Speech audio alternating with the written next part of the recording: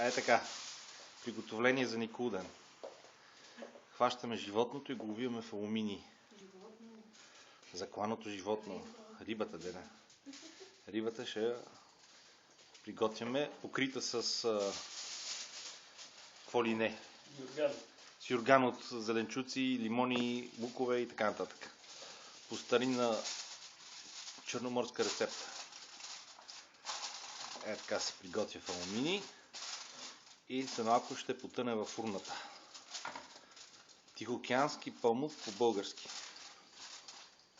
Нали, майстор готвача? Я се обърни да като видят. А, така.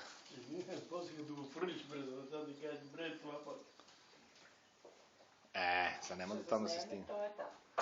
Нали, няма до там да се стига сега. След като приготви и се оттече. Как ще изпълним? Така. Значи тия две неща.